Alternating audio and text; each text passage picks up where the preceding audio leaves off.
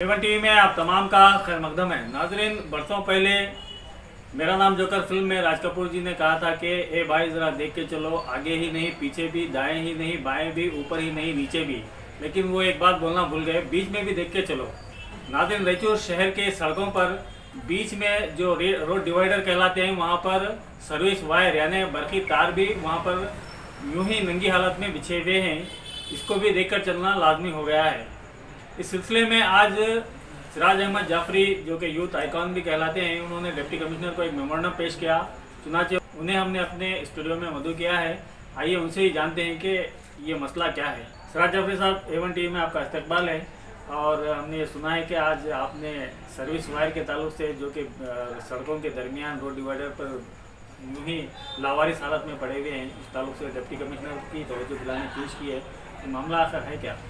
देखिए, सबसे पहली बात यह है कि शहर में ये जो खूबसूरत बला जिसे आप कहते हैं, हाल ही में 15-20 दिन से हर एक स्ट्रीट लाइट पोल को ब्यूटिफिकेशन किया गया है, एलईडी लाइट के ज़रिए सजाया गया है। उन खूबसूरत बला के पीछे मौत छुपी हुई है। हमें इसका अंदाज़ा कब हुआ, जब हम डिवाइडर के बीच में देखते हैं तो सर्विस वायर जो है नंगी हालत में पड़ी हुई है। ये कर्नाटका का जो साहित्य सम्मेलन रायचूर में हुआ था, उस वक्त स्ट्रीट लाइट्स और पोल्स बिठाए गए थे।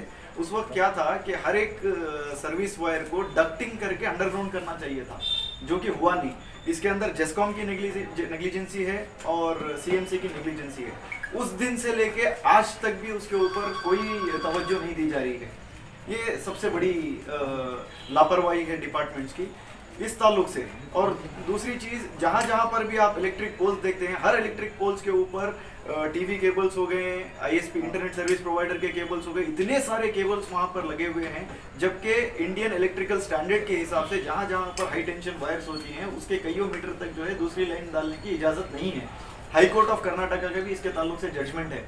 हर चीज़ को, रूल्स एंड रेगुलेशंस को फ्लॉन्ट किया जाता है और आवाम की जान को खतरे में डाल दी जाती है। जबकि सर्विस वायर जहाँ पे छोड़ी गई है डिवाइडर के बीच में, वहाँ पर पौधे लगे हुए हैं, पानी डाला जाता है, लोग उस पर क्रॉस करते हैं। मसलन मैं आपको बता दूं, टैगोर स्कूल के सामने जो डिवाइडर है, वहाँ पर कई सारे बच्चे रोज रोड क्रॉस करते हैं। एसएनटी टाकिस के सामने है।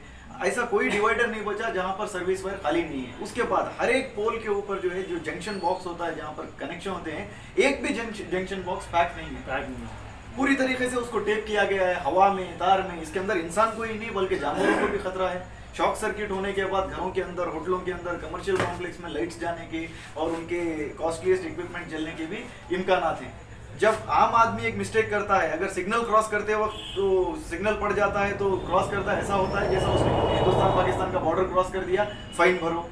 पानी की बिल अगर 5 दिन ताखिर करके भरता है तो 5 रुपये फाइन भरो। कोविड के दौरान हमने देखा, लॉकडाउन में अगर बगैर मास्क के जाता है तो फाइन भरो। जब आम आदमी कोई गलती करता है तो उसकी फाइन भरना ही भरना है, लाजिम है। और जब ऐसे डिपार्टमेंट वाले इतनी बड़ी नेग्लिजेंसी करते हैं, जिसको हम ग्रॉस वायलेशन ऑफ रूल्स कहते हैं, उनके ऊपर कोई कार्रवाई क्यों नहीं की जाती, जबकि उसमें जान का बड़ा खतरा भी है। बिल्कुल। इस ताल्लुक से मैंने आज डिप्टी कमिश्नर को इसका तवज्जो दिलाई है। उनको कहा है कि जेस्कॉम और सीएमसी जो है पूरी तरीके से फेल हो चुके हैं, इंस्पेक्शन में फेल हो चुके हैं, ग्रॉस वायलेशन हुआ है। 268 आईपीसी सेक्शन के तहत जो है इनके ऊपर केस बुक होना चाहिए। 336 के तहत इनके ऊपर केस बुक होना चाहिए। Karnataka civil code of conduct के तहत भी इनके ऊपर कार्रवाई करनी चाहिए। जब आम आदमी के ऊपर कार्रवाई होती है तो गवर्नमेंट सर्वेंट कोई ऊपर से आए हुए लोग नहीं है, इनके ऊपर भी कार्रवाई होनी चाहिए। तब कहीं जाकर हम सेफ और सिक्योर्ड एक रायचूर देख पाएंगे हम लोग।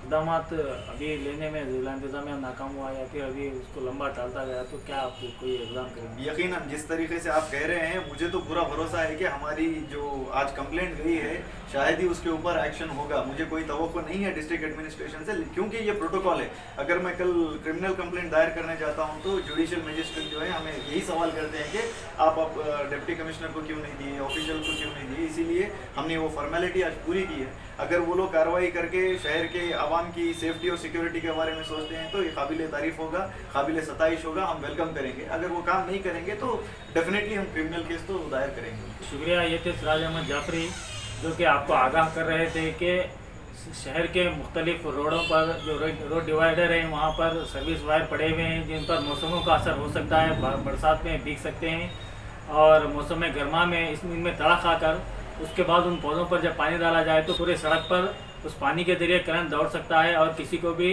बर्फी शॉक लग सकता है। इसके अलावा रोड क्रॉस करते वक्त भी और ये तार जो है पैरों के दरमियान आकर कोई गिर भी सकता है और सड़क हादसा भी पेश आ सकता है। इस तरह इंसान और जानवर दोनों की जानों को खतरा लाक है। हम ये उम्मीद करते हैं कि जिला डिप्टी कमिश्नर इस सिलसिले में ज़रूर कोई इकदाम करेंगे और आवाम को राहत देंगे और आवाम को सामूहिक यानी मजमूई तौर पर नुकसान होने से बचा लेंगे।